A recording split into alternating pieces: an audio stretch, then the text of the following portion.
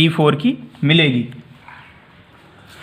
तो आप देख सकते हो यहाँ पर हमें 1 पॉइंट मिल चुका है m निकालने के लिए। अभी हमें ये T4 निकल चुका है। अब निकालते हैं m की वैल्यू। m निकालने के लिए हमें ये सारे टेम्परेचर की ज़रूरत पड़ेगी, इसलिए हमने ये टेम्परेचर निकाले। तो अब बात करते हैं heat extract from refrigerator system पर किलोग्राम। तो हमें ये आपको हीट एक्सट्रैक्ट निकालनी है रेफ्रिजरेटर की, वो अलग थी। तो इसको निकालने के लिए वो कैपिटल Q थी, ये हमें स्मॉल q निकालनी है 4 से 1 प्रोसेस में। तो इसकी वैल्यू होती है Cp T1 माइनस T4, यही वैल्यू होगी। तो यहाँ पर देख सकते हो आप T4 की ज़रूरत यहाँ पर हमें पड़ने वाली है। तो Cp की वैल्यू आपको पता ही होगा 1.005, ये हम लेते हैं। और T1 की वैल्यू 279 माइनस T1 की वैल्यू आप देख सकते हो यहाँ पर मैंने यहाँ भी रखी हुई है, ये रही 279। और T4 की वैल्यू निकली है 198.5, ये हमें वैल्यू मिली है Q47। इसको सॉल्व करेंगे, सॉल्व करने के बाद हमें वैल्यू मिलती है 80.9 किलो जूल पर किलोग्राम। ये हमें हीट एक्सट्रैक्ट की वैल्यू मिल जाएगी। तो अब निकालते हैं मास। तो आप देख सकते हो पावर रिक्वायर्ड के लिए हमें मास चाहिए, ठीक है। तो मास ऑफ एयर सर्कुलेशन हमें ये चाहिए। इसको निकालने के लिए आपको पता ही होगा क्या करेंगे। मास ऑफ एयर निकालने के लिए ये आपका फॉर्मूला होता है Q और स्मॉल 4 से 1 प्रोसेस में। तो ये आपका मिलेगा आपको वैल्यू 2400/80.9। तो ma की वैल्यू आपको मिल जाएगी यहाँ से 29.67 किलोग्राम पर मिनट। ये आपको वैल्यू ma की मिल जाएगी। तो आप देख सकते हो पावर रिक्वायर्ड में मेरे को 2 चीज़ें चाहिए थी, ma और w नेट। तो मेरे को ma यहाँ से निकल चुका है और w नेट की वैल्यू चाहिए। तो w नेट की वैल्यू निकालने के लिए मैंने आपको बताया था आइसेंट्रोपिक प्रोसेस है। तो आइसेंट्रोपिक प्रोसेस के लिए क्या करते हैं आपको पता ही होगा, नहीं पता तो मैं बताता हूँ आपको। तो हमें आइसेंट्रोपिक प्रोसेस में वर्क रिक्वायर्ड चाहिए। तो वर्क रिक्वायर्ड के लिए आपको पता ही होगा work done during isentropic process. तो इसके लिए हमें करने के लिए क्या करना होगा, तो प्रोसेस कौन सा चाहिए हमें 1 से 2 में ये हमें निकालना है। तो W1 से 2 की वैल्यू क्या हो जाएगी, gamma upon gamma minus 1 R T2 minus T1, ये इसकी वैल्यू हो जाएगी इनटू 1 अपॉन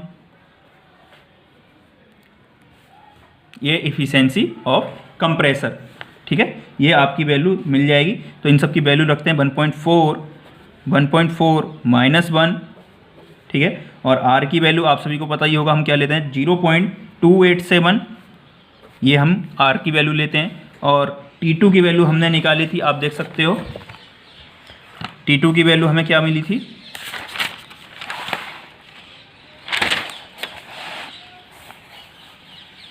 T2 की वैल्यू आप देख सकते हो 414, ये हमें T2 की वैल्यू मिली थी।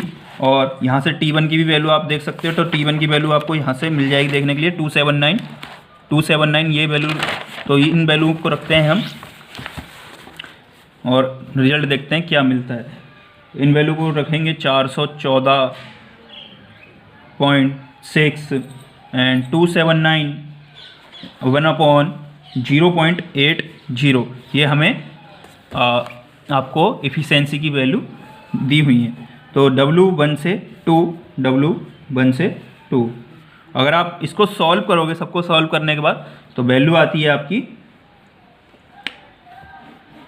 170.26 किलो जूल पर किलोग्राम। ये आपको वैल्यू मिलेगी वर्क डन की। 1 से 2 में। तो अब चलते हैं प्रोसेस सेम टू सेम। तो ये हमने प्रोसेस निकाला 1 से 2 में, 1 से 2 में वर्क रिक्वायर्ड निकाला, मतलब 1 से 2 में वर्क रिक्वायर्ड निकाला। तो इसी तरीके से 3 से 4 में भी हमें ये वर्क रिक्वायर्ड निकालना होगा। तो टोटल वर्क रिक्वायर्ड निकालते हैं यहाँ पे। टोटल वर्क रिक्वायर्ड निकालने के लिए पहले हमें वर्क चाहिए, वर्क डन चाहिए हमें। प्रोसेस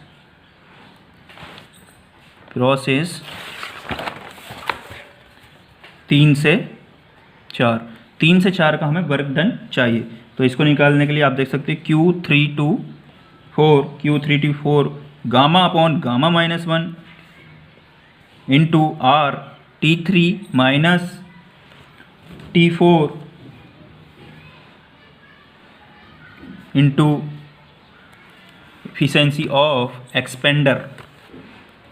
तो देख सकते हो 1.4 माइनस 1 और R की वैल्यू 0.287 और T3 की वैल्यू आपको पता ही होगा क्या निकाली थी हमने, 295 एंड माइनस 198.5 और इसकी वैल्यू आती है आपको मिलेगी 0.85। ठीक है, इस सब को सॉल्व करने के लिए आप देख सकते हो Q324 क्या वैल्यू मिलेगी हमें 82.39 किलो जूल पर kg। ये हमें Q324 की वैल्यू मिलेगी। तो अब बात करते हैं Q नेट की, या इसे Q बोल सकते हो या W बोल सकते हो इस तरीके से। तो अब बात करते हैं W नेट की। तो टोटल वर्क डन, तो नेट वर्क डन निकालने के लिए आप देख सकते हो नेट वर्क डन पर kg क्या हो जाएगा W नेट। तो क्या हम लिखेंगे इसकी वैल्यू W1 से 2 माइनस W3 to 4। तो इसको सब्ट्रैक्ट कर देंगे तो हमारे पास टोटल वर्क डन की वैल्यू आ जाएगी। तो 170.26 आप देख सकते हो 170.26 और इसकी वैल्यू आई है माइनस 82.39। इसकी W नेट की वैल्यू हमें मिलेगी। तो W नेट की वैल्यू अगर इसको सब्ट्रैक्ट करोगे तो आप क्या मिलेगी आपको 87.87 किलो जूल पर kg। ये वैल्यू हमें W नेट की मिलेगी। तो हमें अब नंबर फर्स्ट पॉइंट यहाँ से मिलेगा पावर रिक्वायर्ड। तो आप देख सकते हो पावर रिक्वायर्ड के लिए हमें MA और W नेट टोटल चाहिए। तो इसको निकालने के लिए इन सब इस फॉर्मूले में ये वैल्यू रखते हैं। तो आप देख लीजिए पावर रिक्वायर्ड क्या हो जाएगा।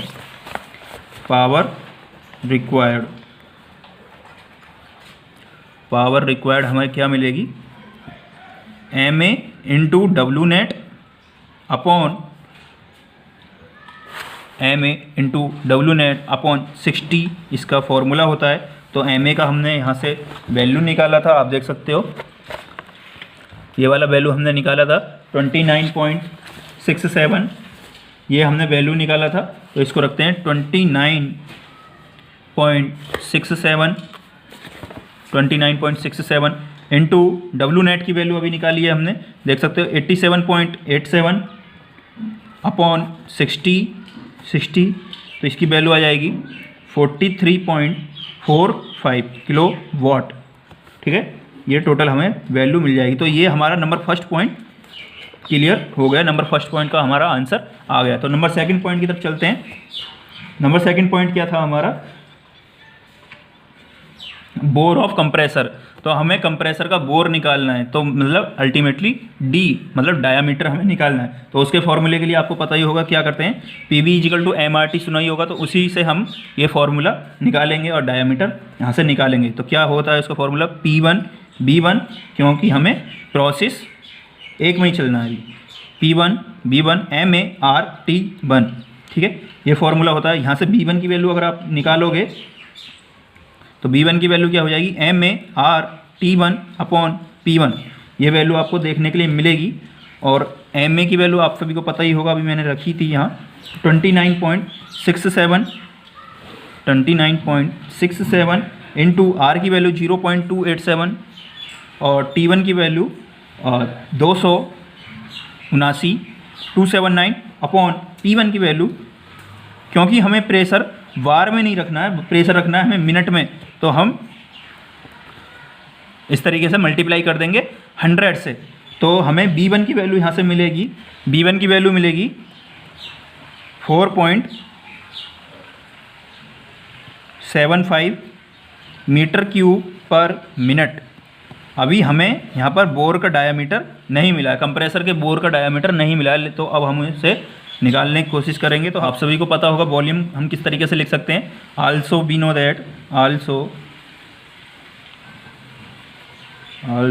दैट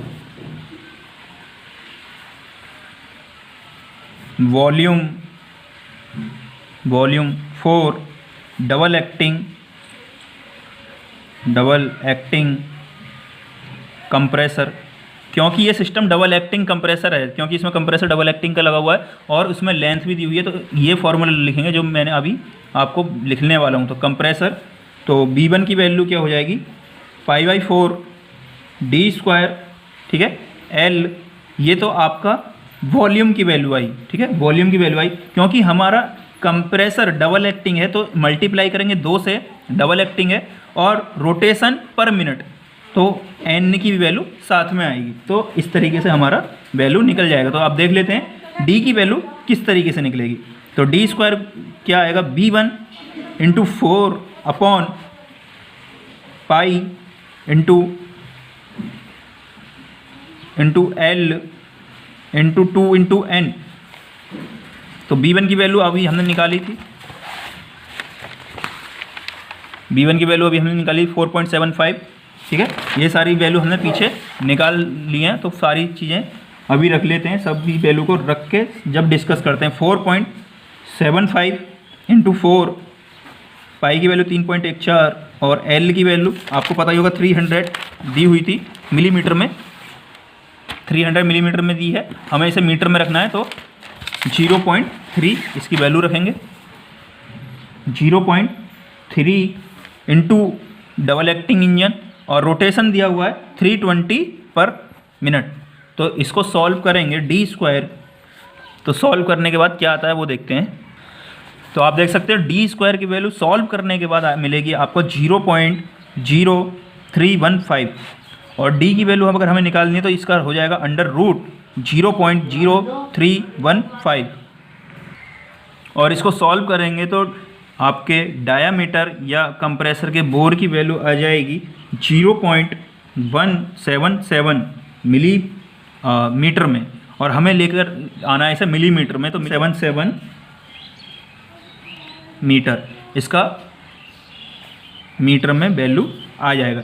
तो आप देख सकते हो सेकंड पॉइंट हमें यहाँ पर मिल गया है, सेकंड पॉइंट। अब बढ़ते हैं नंबर थर्ड पॉइंट की तरफ। नंबर थर्ड पॉइंट क्या पूछा था हमसे, refrigerating capacity in ton of ice at 0 degree Celsius per day. Refrigerating capacity per day क्या होगी, वो भी 0 डिग्री सेल्सियस पर। तो देखते हैं क्या होगी। तो इसको निकालने के लिए लिखते हैं रेफ्रिजरेटिंग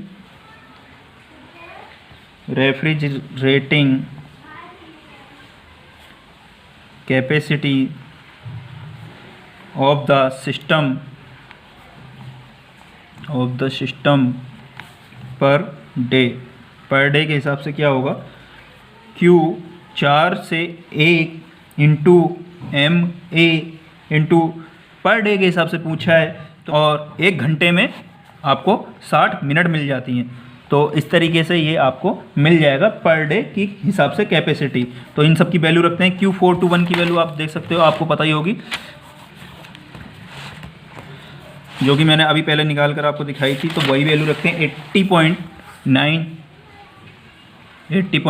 इंटू MA की वैल्यू भी दिखाई थी निकाल कर 29.67 इंटू 60 इंटू 24 ये वैल्यू आएगी।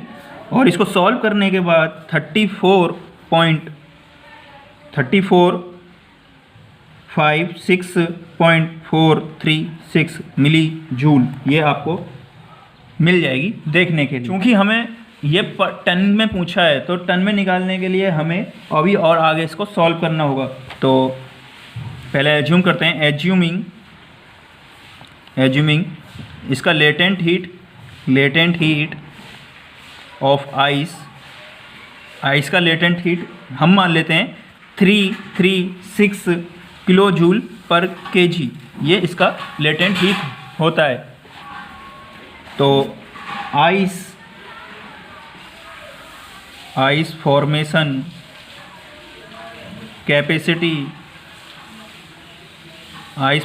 कैपेसिटी ऑफ सिस्टम क्या होगा, 3456.436 इंटू 10⁻3, क्योंकि हमें जूल में निकालना है, ये मिली जूल है, तो 10⁻3 से मल्टीप्लाई कर देंगे, भागे 336 से डिवाइड कर देंगे, तो ये हमें पर टन में आ जाएगा ये वैल्यू हमें। तो इसको सॉल्व करने के बाद ये आता है 10287 किलोग्राम आता है। और अगर हमें टन में लेकर आना है इसे, तो आपको पता होगा 1000 से डिवाइड कर देंगे, क्योंकि एक टन में 1000 किलोग्राम, 1000 किलो एक टन में होते हैं, तो डिवाइड कर देंगे इस वैल्यू में, तो आपका ये वैल्यू मिल जाएगा टन में, जो कि अभी किलोग्राम में है। तो ये आ जाएगा 10.287 टन, ये आपको वैल्यू मिल जाएगा टन में। तो यही था आज का पूरा प्रोसेस, सारा न्यूमेरिकल आपको समझ में आया होगा। इसमें मैंने पूरा पोर्शन कवर करने की कोशिश की है, तो ये न्यूमेरिकल थोड़ा लेंथी था, बट इसमें मैंने सारी चीज़ें कवर करने की कोशिश की। इस न्यूमेरिकल की हेल्प से आपको छोटे छोटे सारे न्यूमेरिकल आप कवर कर लोगे। तो उम्मीद करता हूँ आपको पूरा न्यूमेरिकल समझ में आया होगा, और फिर भी कोई भी क्वेरी रही हो तो आप कमेंट सेक्शन में पूछ सकते हो, और मैं उसका रिप्लाई ज़रूर करूँगा। और न्यूमेरिकल समझ में आया हो और सारी चीज़ें अच्छी लग रही हो तो अपने फ्रेंड लोगों के साथ भी शेयर करो, जो कि लॉकडाउन में घर पर पड़े हुए हैं, पबजी खेल रहे हैं आराम से, और उनको शेयर करो, थोड़ा बहुत वो भी पढ़ें, नालायक कहीं के। और देख सकते हो ये सारी चीज़ें समझ में आई होंगी। तो चलिए मिलते हैं नेक्स्ट वीडियो में, बाय बाय।